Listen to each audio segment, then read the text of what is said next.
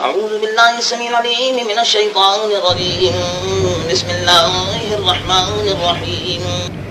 يا أيها الناس اتقوا ربكم الذي خلقكم من نفس واحدة وخلق منها زوجها وبث منهما رجالا كثيرا ونساء واتقوا الله الذي تساءلون به والأرحام إن الله كان عليكم رقيبا. وآتوا اليتامى أموالهم ولا تتبدلوا الخبيث بالطيب ولا تأكلوا أموالهم إلى أموالكم إنه كان حوبا كبيرا. وإن خفتم ألا تفسدوا في اليتامى فانكحوا ما طاب لكم من النساء مثنى وثلاث ورباع فإن خفتم ألا تعدلوا فواحدة أو ما ملكت أيمانكم ذلك أدنى ألا تعولوا. وآتوا النساء صدقاتهن نحلة فإن طبن لكم عن شيء منه نفسا فكلوه هنيئا مريا. ولا تؤتوا السفهاء أموالكم التي جعل الله لكم قياما وارزقوهم فيها واكسوهم وقولوا لهم قولا معروفا. وابتلوا اليتامى حتى إذا بلغوا النكاح فإن آنستم منهم رشدا فادفعوا إليهم أموالهم ولا تأكلوها إسرافا وبدارا أن يكبروه. ومن كان غنيا فليستعفف ومن كان فقيرا فليأكل بالمعروف. فإذا دفعتم إليهم أموالهم فاشهدوا عليهم وكفى بالله حسيبا.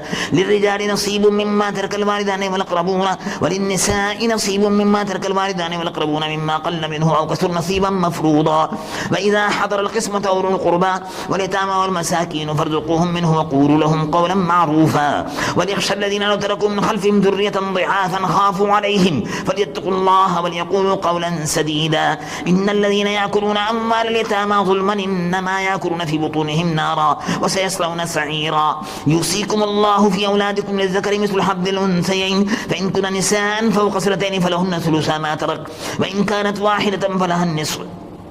ولأبويه لكل واحد منهما السدس مما ترك إن كان له ولد فإن لم يكن له ولد وورثه أبواه فلأمه الثلث فإن كان له إخوة فلأمه السدس من بعد وصية يوصي بها أو دين. آباؤكم وأبناؤكم لا تدرون أيهم أقرب لكم نفعا فريضة من الله إن الله كان عليما حكيما. ولكم نصف ما ترك أزواجكم إن لم يكن لهن ولد فإن كان لهن ولد فلكم الربع مما تركن من بعد وصية يوصين بها أو دين ولهن الربع مما تركتم إن لم يكن لكم ولد فإن كان لكم ولد فلهن الثمن مما تركتم من بعد وصية توصون بها أو دين. وإن كان رجل يورث كلالة بامرأة وله أخ أو أخت فلكل واحد منهما السدس فإن كانوا أكثر من ذلك فهم شركاء في الثلث من بعد وصية يوصى بها أو دين غير مضار وصية من الله والله عليم حليم. تلك حدود الله ومن يطع الله ورسوله يدخل جنات تجري من تحت الأنهار خالدين فيها وذلك الفوز العظيم. ومن يعص الله ورسوله ويتعد حدوده يدخل نارا خالدا فيها وله عذاب مهين.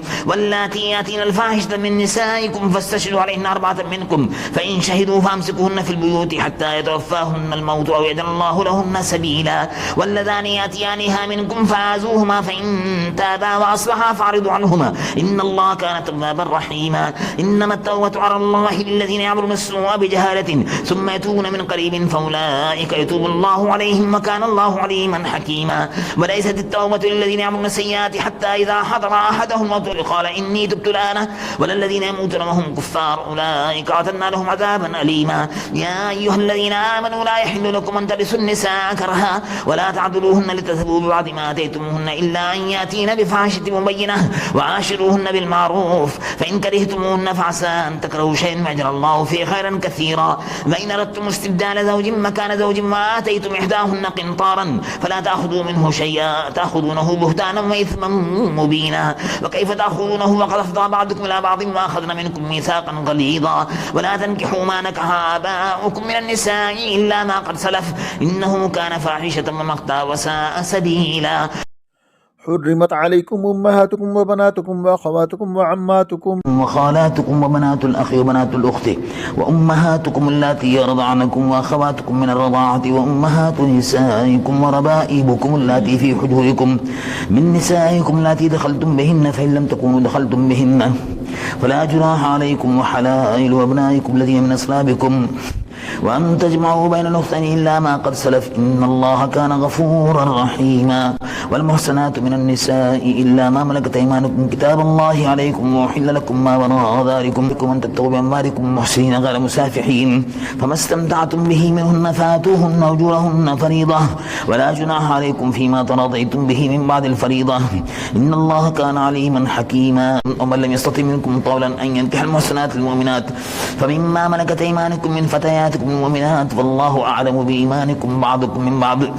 فانكحوهن بإذن أهلهن وآتوهن أجورهن بالمعروف محصنات غير مسافحات ولا متخذات أخدان فإذا أحصن فإن أتين بفاحشة فعليهن نصف ما على المحصنات من العذاب فبذلك لمن خشي العنة منكم وأن تصبروا خير لكم والله غفور رحيم يريد الله ليبين لكم ويهديكم سنن الذين من قبلكم ويتوب عليكم والله عليم حكيم والله يريد أن يتوب عليكم ويريد الذين يتبعون الشهوات أن تميلوا ميلا عظيما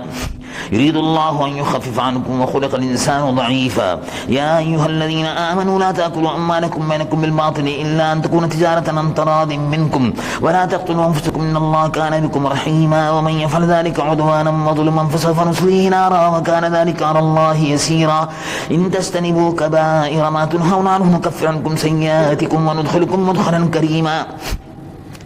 ولا تتمنوا ما فضل الله به بعضكم على بعض للرجال نصيب مما اكتسبوا وللنساء نصيب مما اكتسبنا واسألوا الله من فضله إن الله كان بكل شيء عليما ولكل جعلنا موالي مما ترك الوالدان والأقربون والذين عقدت أيمانكم فآتوهم نصيبهم إن الله كان على كل شيء شهيدا الرجال قوامون على النساء بما فضل الله بعضهم على بعض وبما أنفقوا من أموالهم فالصالحات قانتات حافظات للغيب بما حفظ الله واللاتي تخافون نشوزهن فعظوهن واهجروهن في المضاجع واضربوهن فإن أطعنكم فلا تبغوا عليهن سبيلا إن الله كان عليا كبيرا وإن خفتم شقاق بينهما فابعثوا حكما من أهله وحكما من أهلها إن يريدا إصلاحا يوفق الله بينهما إن الله كان عليما خبيرا واعبدوا الله ولا تشركوا به شيئا وبالوالدين إحسانا وبذي القربى واليتامى والمساكين والجار ذي القربى والجار الجنوب والصاحب بالجنب وابن السبيل وما ملكت أيمانكم إن الله لا يحب من كان مختالا فخورا الذين يبخلون ويأمرون الناس بالبخل ويكتمون ما آتاهم الله من فضله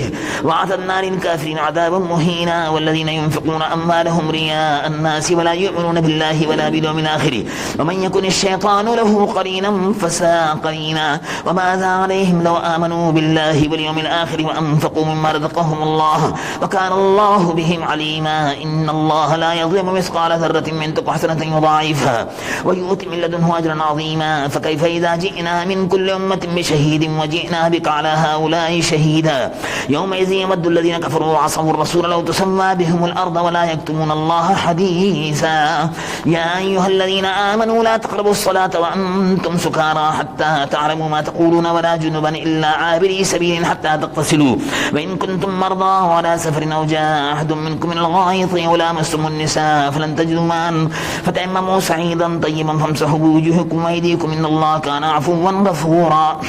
ألم تر إلى الذين أوتوا نصيبا من الكتاب يشترون الضلالة ويريدون أن تضلوا السبيل والله أعلم بأعدائكم وكفى بالله وليا وكفى بالله نصيرا من الذين هادوا يحرفون الكلم عن مواضعه ويقولون سمعنا وعصينا واسمع غير مسمع وراعنا ليا بألسنتهم وطعنا في الدين ولو أنهم قالوا سمعنا وأطعنا واسمع وانظرنا لكان خيرا لهم وأقوما ولكن لعنهم الله بكفرهم فلا يؤمنون إلا قليلا يا أيها الذين أوتوا الكتاب آمنوا بما نزلنا مصدقا لما معكم من قبل أن نطمس وجوها فنردها على أدبارها أو نلعنهم كما لعنا أصحاب السبت وكان أمر الله مفعولا إن الله لا يغفر أن يشرك به ويغفر ما دون ذلك لمن يشاء ومن يشرك بالله فقد افترى اسما عظيما ألم تر إلى الذين يزكون أنفسهم ولله يزكي من يشاء ولا يظلمون فتيلا انظر كيف يفترون على الله الكذب وكفى به إثما مبينا ألم تر إلى الذين أوتوا نصيبا من الكتاب يؤمنون بالجبت والطاغوت ويقولون الذين كفروا هؤلاء يهدى من الذين آمنوا سبيلا أولئك الذين لعنهم الله ومن يلعن الله فلن تجد له نصيرا أم لهم نصيب من الملك فإذا لا يؤتون الناس نقيرا أم يحسدون الناس على ما آتاهم الله من فضله فقد آتينا آل إبراهيم الكتاب والحكمة وآتيناهم ملكا عظيما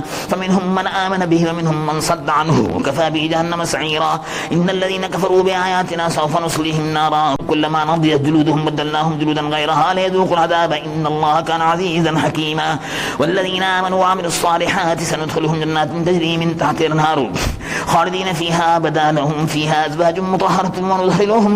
ظلا ظليلا إن الله يأمركم أن تؤدوا الأمانات إلى أهلها وإذا حكمتم بين الناس أن تحكموا بالعدل إن الله نعم ما يعدكم به إن الله كان سميعا بصيرا يا أيها الذين آمنوا أطيعوا الله وأطيعوا الرسول وأولي الأمر منكم فإن تنازعتم في شيء فردوه إلى الله ورسوله إن كنتم تؤمنون بالله واليوم الآخر ذلك خير وأحسن تأويلا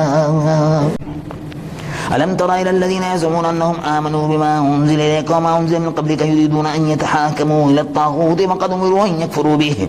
ويريد الشيطان أن يضلهم ضلالا بعيدا وإذا قيل لهم تعالوا إلى ما أنزل الله وإلى الرسول رأيت المنافقين يصدون عنك صدودا فكيف إذا أصابتهم مصيبة بما قدمت أيديهم ثم جاءوك يحلفون بالله إن أردنا إلا إحسانا وتوفيقا أولئك الذين يعلم الله ما في قلوبهم فاعرض عنهم وعظهم وقل لهم في أنفسهم قولا بليغا وما أرسلنا من رسول إلا ليطاع بإذن الله ولو أنهم إذ ظلموا أنفسهم جاءوك فاستغفروا الله واستغفر لهم الرسول لوجدوا الله توابا رحيما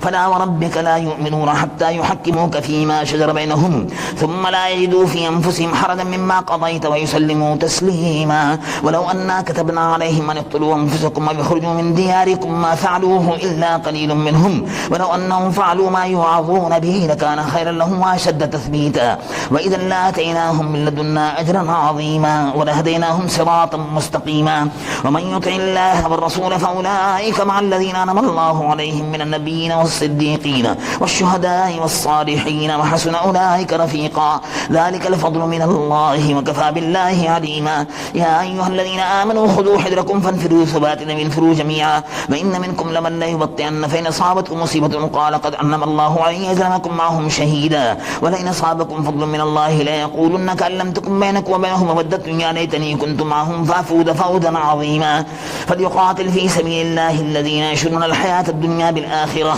ومن يقاتل في سبيل الله فيقتل أو يغلب فسوف نؤتيه أجرا عظيما وما لكم لا تقاتلون في سبيل الله والمستضعفين من الرجال والنساء والبلدان الذين يقولون ربنا أخرجنا من هذه القرية الظالم أهلها واجعل لنا من لدنك وليا واجعل لنا من لدنك نصيرا الذين آمنوا يقاتلون في سبيل الله والذين كفروا يقاتلون في سبيل الطاغوت فقاتلوا أولياء الشيطان إن كيد الشيطان كان ضعيفا ألم تر إلى الذين قيل لهم كفوا أيديكم وأقيموا الصلاة وآتوا الزكاة فلما كتب عليهم القتال إذا فريق منهم يخشون الناس كخشية الله وأشد خشية وقالوا ربنا لما كتبت علينا القتال لولا أخرتنا إلى أجل قريب قل متاع الدنيا قليل والآخرة خير لمن اتقى ولا تظلمون فتيلا أينما تكونوا يدرككم الموت ولو كنتم في بروج مشيدة وإن تصبهم حسنة يقولوا هذه من عند الله وإن تصبهم سيئة يقولوا هذه من عندك قل كل من عند الله فما لهؤلاء القوم لا يكادون يفقهون حديثا ما أصابك من حسنة فمن الله وما أصابك من سيئة فمن نفسك وأرسلناك للناس رسولا وكفى بالله شهيدا من يطع الرسول فقد أطاع الله ومن تولى فما أرسلناك عليهم حفيظا ويقولون طاعة فإذا برزوا من عندك ميت طائفة منهم غير الذي تقول والله يكتب ما يبيتون فاعرض عنهم وتوكل على الله وكفى بالله وكيلا أفلا يتدبرون القرآن ولو كان من عند غير الله لوجدوا فيه اختلافا كثيرا وإذا جاءهم أمر من الأمن بالخوف أذاعوا به ولو ردوه إلى الرسول وإلى أولي الأمر منهم لعلمه الذين يستنبطونه منهم ولولا فضل الله عليكم ورحمته لاتبعتم الشيطان إلا قليلا فقاتل في سبيل الله لا تكلف إلا نفسك وحرض المؤمنين عسى الله أن يكف بأس الذين كفروا والله أشد بأسا وأشد تنكيلا من يشفع شفاعة حسنة يكن له نصيب منها ومن يشفع شفاعة سيئة يكن له كفل منها وكان الله على كل شيء مقيتا وإذا حييتم بتحية فحيوا بأحسن منها أو ردوها إن الله كان على كل شيء حسيبا الله لا إله إلا هو لا يجمعنكم إلى يوم القيامة لا ريب فيه ومن أصدق من الله حديثا فما لكم في المنافقين فئتين والله وركسهم بما كسبوا أتريدون أن تهدوا من أضل الله ومن يضلل الله فلن تجد له سبيلا ودوا لو تكفرون كما كفروا فتكونون سواء فلا تتخذوا منهم أولياء حتى يهاجروا في سبيل الله فإن تولوا فخذوهم واقتلوهم حيث وجدتموهم ولا تتخذوا منهم وليا ولا نصيرا إلا الذين يصلون إلى قوم بينكم وبينهم ميثاق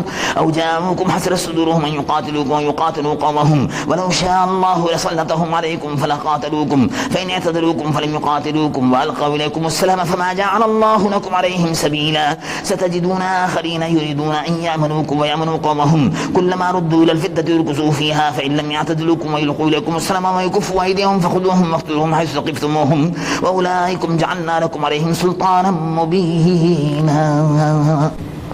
وما كان لمؤمن أن يقتل مؤمنا إلا خطأ ومن قتل مؤمنا خطأ فتحرير رقبة مؤمنة ودية مسلمة إلى أهله إلا أن يصدقوا فإن كان من قوم عدو لكم وهو مؤمن فتحرير رقبة مؤمنة وإن كان من قوم بينكم وبينهم ميثاق فدية مسلمة إلى أهله وتحرير رقبة مؤمنة فمن لم يجد فصيام شهرين متتابعين توبة من الله وكان الله عليما حكيما ومن يقتل مؤمنا متعمدا فجزاؤه جهنم خالدا فيها وغضب الله عليه ولعنه وعد له عذابا عظيما يا أيها الذين آمنوا إذا ضربتم في سبيل الله فتبينوا ولا تقولوا لمن ألقى إليكم السلام لست مؤمنا تبتغون عرض الحياة الدنيا فعند الله مغانم كثيرة كذلك كنتم من قبل فمن الله عليكم فتبينوا إن الله كان بما تعملون خبيرا لا يستوي القاعدون من المؤمنين غير أولي الضرر والمجاهدون في سبيل الله بأموالهم وأنفسهم فضل الله المجاهدين بأموالهم وأنفسهم على القاعدين درجة وكلا وعد الله الحسنى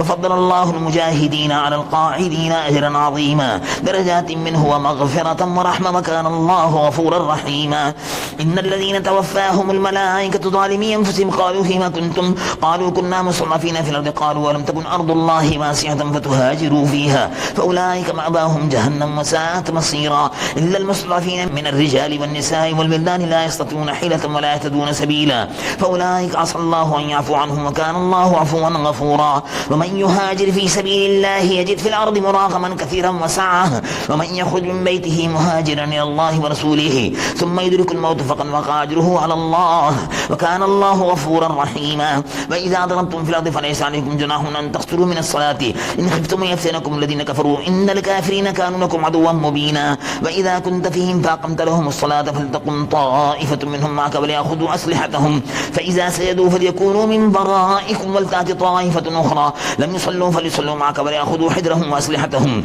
ود الذين كفروا لتغفرون عن أسلحتكم وأمتعتكم فيميلون عليكم ميلة واحدة ولا جناح عليكم إن كان بكم أذى من مطر أو كنتم مرضى أن تضعوا أسلحتكم وخذوا حذركم إن الله أعد للكافرين عذابا مهينا فإذا قضيتم الصلاة فاذكروا الله قياما وقعودا وعلى جنوبكم فإذا اطمأننتم فأقيموا الصلاة إن الصلاة كانت على المؤمنين كتابا موقوتا ولا تهنوا في ابتغاء لقوم تكونوا تعلمون فإنهم يعلمون كما تعلمون وترجون من الله ما لا يرجون وكان الله عليما حكيما إنا أنزلنا إليك الكتاب بالحق لتحكم بين الناس بما أراك الله ولا تكن للخائنين خصيما واستغفر الله إن الله كان غفورا رحيما ولا تجادل عن الذين يختانون أنفسهم إن الله لا يحب من كان خوانا أثيما يستخفون من الناس ولا يستخفون من الله وهو معهم إذ يبيتون ما لا يرضى من القول وكان الله بما يعملون محيطا ها أنتم هؤلاء جادلتم عنهم في الحياة الدنيا فمن يجادل الله عنهم يوم القيامة أم من يكون عليهم وكيلا ومن يعمل سوءا ويظلم نفسه ثم يستغفر الله يجد الله غفورا رحيما ومن يكسب اسما فإنما يكسبه على نفسه وكان الله عليما حكيما ومن يكسب خطيئة أو إثما ثم يرمي به بريئا فقد احتمل بهتانا وإثما مبينا ولولا فضل الله عليك ورحمته لهم طائفة منهم أن يضلوك وما يضلون إلا أنفسهم وما يضرونك من شيء وأنزل الله عليك الكتاب والحكمة وعلمك ما لم تكن تعلم وكان فضل الله عليك عظيما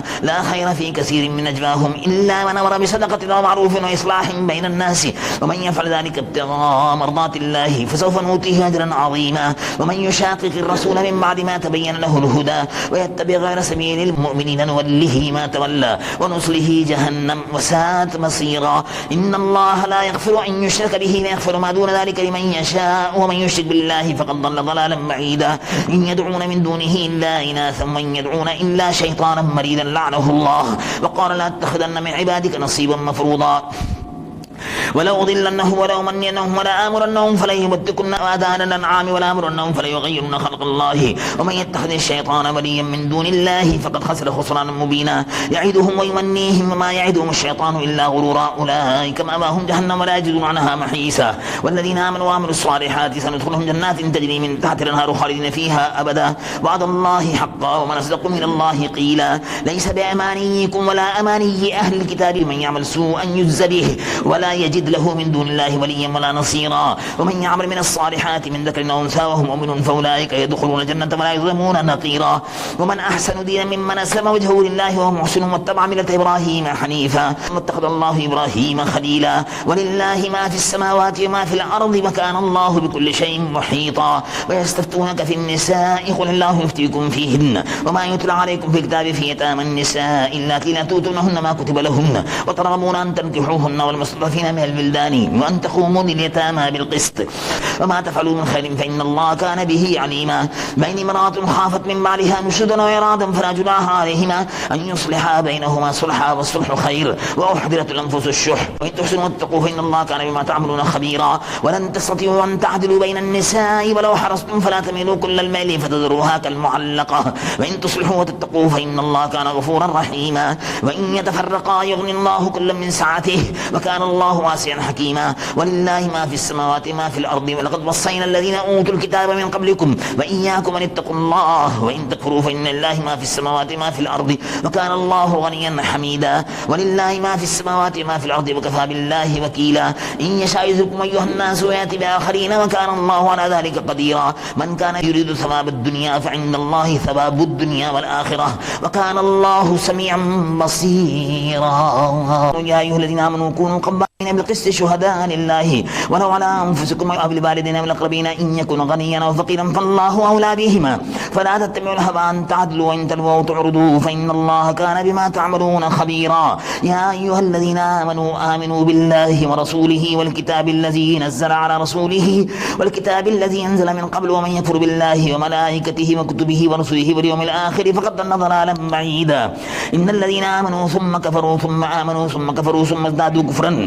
لم يكن الله ليغفر لهم ولا ليهديهم سبيلا بشر المنافقين بأن لهم عذابا أليما الذين يتخذون الكافرين أولياء من دون المؤمنين أيبتغون عندهم العزة فإن العزة لله جميعا وقد نزل عليكم في الكتاب أن إذا سمعتم آيات الله يكفر بها ويستهزأ بها فلا تقعدوا معهم حتى يخوضوا في حديث غيره إنكم إذا مثلهم إن الله جامع المنافقين والكافرين في جهنم جميعا الذين يتربصون بكم فإن كان لكم فتح من الله قالوا ولم نكن معكم وإن كان للكافرين نصيب قالوا ولن نستحفظ عليكم ونمنعكم من المؤمنين فالله يحكم بينكم يوم القيامة ولن يجعل الله للكافرين على المؤمنين سبيلا إن المنافقين يخادعون الله وهو خادعهم وإذا قاموا إلى الصلاة قاموا كسالى يراءون الناس ولا يذكرون الله إلا قليلا مذبذبين بين ذلك لا إله هؤلاء ولا إله هؤلاء ومن يضلل الله فلن تجد له سبيلا يا أيها الذين آمنوا لا تتخذوا الكافرين أولياء من دون المؤمنين أتريدون أن تجعلوا لله عليكم سلطانا مبينا إن المنافقين في الدرك الأسفل من النار ولن تجد لهم نصيرا إلا الذين تابوا وأصلحوا واعتصموا بالله وأخلصوا دينهم لله فأولئك مع المؤمنين وسوف يؤتي الله المؤمنين أجرا عظيما ما يفعل الله بعذابكم إن شكرتم وآمنتم وكان الله شاكرا عليما لا يحب الله الجهر بالسوء من القول إلا من ظلم وكان الله سميعا عليما إن تبدوا خيرا وتخفوه وتعفوا عن سوء فإن الله كان عفوا قديرا إن الذين يكفرون بالله ورسله ويريدون أن يفرقوا بين الله ورسله ويقولون نؤمن ببعض ونكفر ببعض ويريدون أن يتخذوا بين ذلك سبيلا أولئك هم الكافرون حقا واعتدنا للكافرين عذابا مهينا والذين آمنوا بالله ورسله ولم يفرقوا بين أحد منهم أولئك سوف يؤتيهم أجورهم وكان الله غفورا رحيما يسألك أهل الكتاب أن تنزل عليهم كتابا من السماء فقد سألوا موسى أكبر من ذلك فقالوا أرنا الله جهرة فأخذتهم الصاعقة بظلمهم ثم اتخذوا العجل من بعد ما جاءتهم بينات فعفونا عن ذلك ما آتينا موسى سلطانا مبينا ورفعنا فوقهم الطور بميثاقهم وقلنا لهم ادخلوا الباب سجدا وقلنا لهم لا تعدوا في السبت وأخذنا منهم ميثاقا غليظا فبما نقضهم ميثاقهم وكفرهم بآيات الله وقتلهم الأنبياء بغير حق وقولهم قلوبنا غلف بل طبع الله عليها بكفرهم فلا يؤمنون إلا قليلا وبكفرهم وقولهم على مريم بهتانا عظيما وقولهم إنا قتلنا المسيح عيسى بن مريم رسول الله وما قتلوه وما صلبوه ولكن شبه لهم وإن الذين اختلفوا فيه لفي شك منه ما لهم به من علم إلا اتباع الظن وما قتلوه يقينا بل رفعه الله إليه وكان الله عزيزا حكيما وإن من أهل الكتاب إلا ليؤمنن به قبل موته ويوم القيامة يكون عليهم شهيدا فبظلم من الذين هادوا حرمنا عليهم طيبات أحلت لهم وبصدهم عن سبيل الله كثيرا وأخذهم الربا وقد نهوا عنه أكلهم أموال الناس بالباطل وأعتدنا للكافرين منهم عذابا أليما لكن الراسخون في العلم منهم والمؤمنون يؤمنون بما أنزل إليك وما أنزل من قبلك والمقيمين الصلاة والمؤتون الزكاة والمؤمنون بالله واليوم الآخر أولئك سنؤتيهم أجرا عظيما إنا أوحينا إليك كما أوحينا إلى نوح والنبيين من بعده وأوحينا إلى إبراهيم وإسماعيل وإسحاق ويعقوب والأسباط وعيسى وأيوب ويونس وهارون وسليمان وآتينا داود زبورا ورسلا قد قصصناهم عليك من قبل ورسلا لم نقصصهم عليك وكلم الله موسى تكليما رسلا مبشرين ومنذرين لئلا يكون للناس على الله حجة بعد الرسل وكان الله عزيزا حكيما لكن الله يشهد بما أنزل إليك أنزله بعلمه والملائكة يشهدون وكفى بالله شهيدا إن الذين كفروا وصدوا عن سبيل الله قد ضلوا ضلالا بعيدا إن الذين كفروا وظلموا لم يكن الله ليغفر لهم ولا ليهديهم طريقا إلا طريق جهنم خالدين فيها أبدا وكان ذلك على الله يسيرا يا أيها الناس قد جاءكم رسول بالحق من ربكم فآمنوا خيرا لكم من تكفروا فإن لله ما في السماوات والأرض وكان الله عليما حكيما يا أهل الكتاب لا تغلوا في دينكم ولا تقولوا على الله إلا الحق إنما المسيح عيسى ابن مريم رسول الله وكلمته ألقاها إلى مريم وروح منه فآمنوا بالله ورسله ولا تقولوا ثلاثة انتهوا خيرا لكم إنما الله إله واحد سبحانه أن يكون له ولد له ما في السماوات ما في الأرض وكفى بالله وكيلا لن يستنكف المسيح أن يكون عبدا لله ولا الملائكة المقربون ومن يستنكف عن عبادته ويستكبر فسيحشرهم إليه جميعا فأما الذين آمنوا وعملوا الصالحات فيوفيهم أجورهم ويزيدهم من فضله وأما الذين استنكفوا واستكبروا فيعذبهم عذابا أليما ولا يجدون لهم من دون الله وليا ولا نصيرا يا أيها الناس قد جاءكم برهان من ربكم وأنزلنا إليكم نورا مبينا فأما الذين آمنوا بالله واعتصموا به فسيدخلون في رحمة منه وفضل يهديهم إليه صراطا مستقيما يستفتون قل الله يفتيكم في الكلالة إن امرؤ هلك ليس له ولد وله أخت فلها نصف ما ترك وهو يرثها إن لم يكن لها ولد فإن كانت سنتين فلهما الثلثان مما ترك وإن كانوا إخوة رجالا ونساء فللذكر مثل حظ الأنثيين يبين الله لكم أن تضلوا والله بكل شيء عليم آمنت بالله صدق الله العلي العظيم